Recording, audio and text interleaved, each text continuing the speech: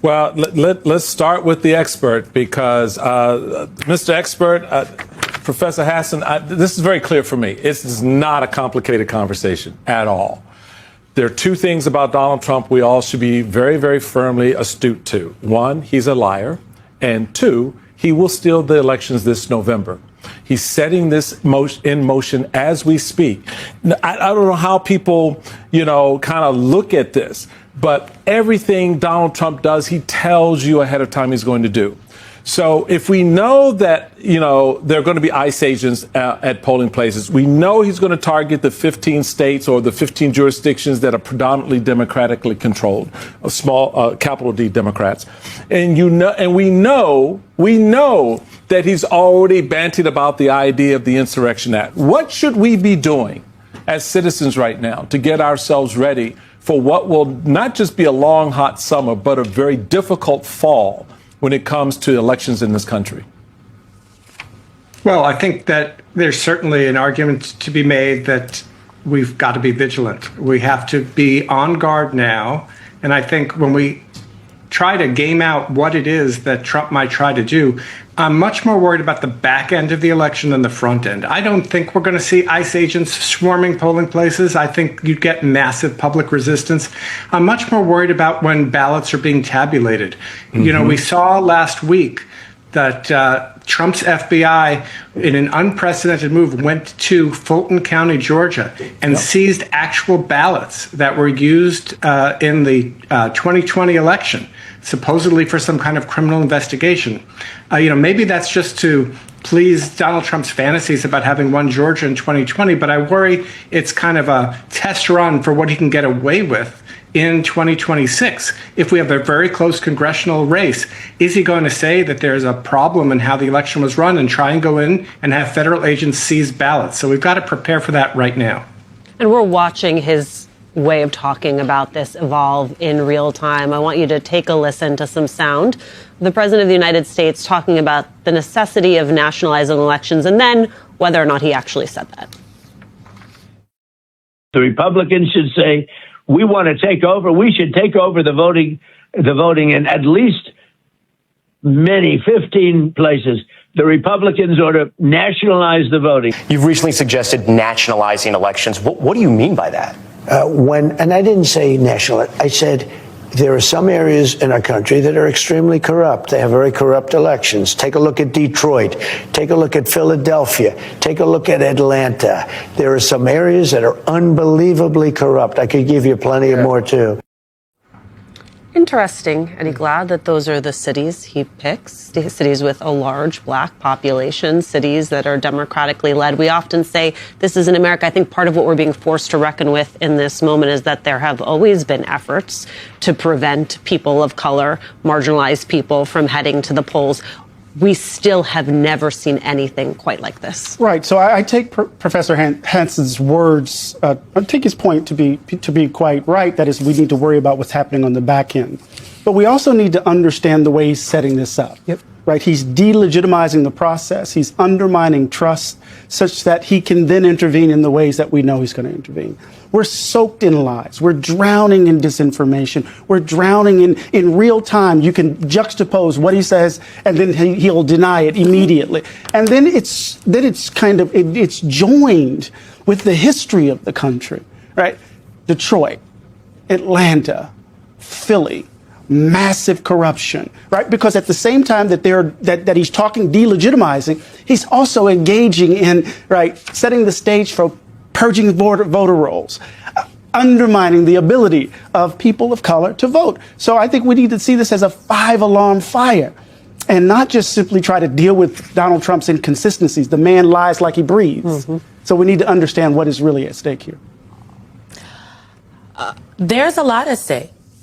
To be very clear, I think it is maybe...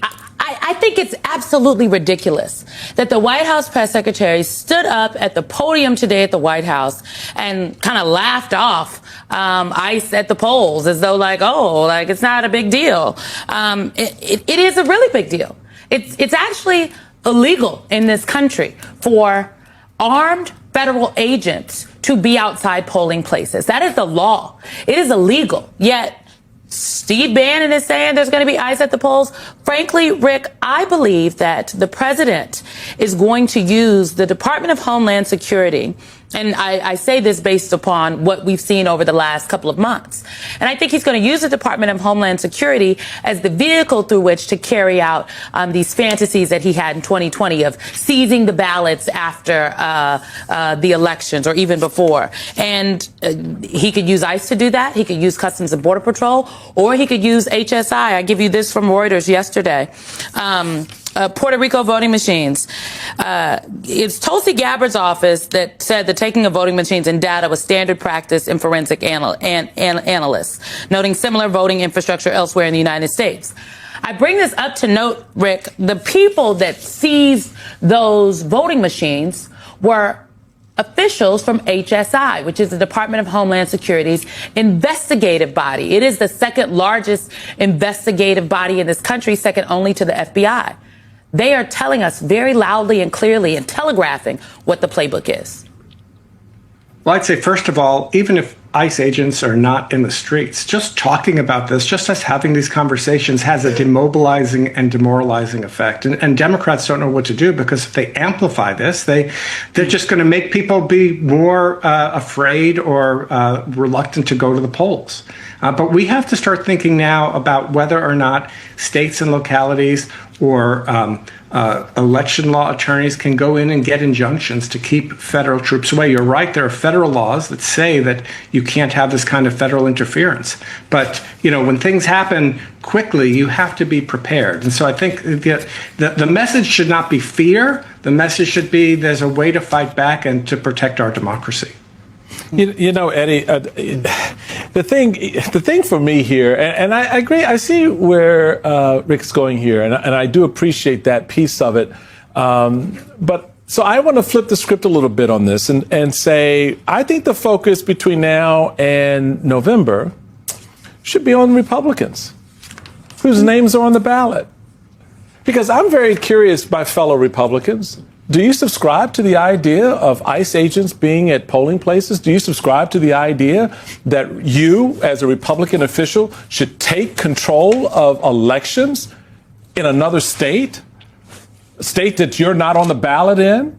A state you're not running in? That the federal government... Now, could you imagine if Barack Obama, Mr. Republican Senator or Republican Congressman, or Joe Biden, President Joe Biden, in the 2024 election decided, you know what? I think we're going to look at all the red states and we're going to make sure that we take control of the ballots in those red states. Could you imagine, Mr. Republican Senator or Congressman, what your response would be? Share that with us, because that's the response you should be having right now. And I think the more, Eddie, we put that pressure out there to make Republicans, because the president is acting in their name. He's the titular head of our party. And the head of our party says, we're going to federalize, nationalize elections, even though he then comes back and goes, I didn't say national. No, you didn't say national. You just said take control of. What's the difference? Mm-hmm. You know, Mike, I hear you. And I'm sitting here thinking, well, in a reasonable world, that seems like that would work.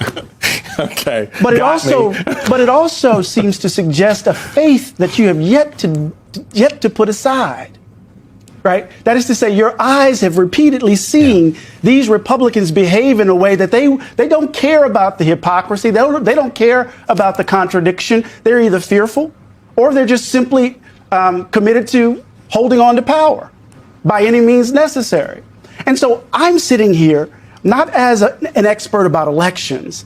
I'm sitting here trying to think about the moral rot that has put us in this place where the president of the United States can lie repeatedly to us, can say that he's going to basically try to take over our elections, right? And Republicans will sit back and nod and bend the knee and do whatever we want to do.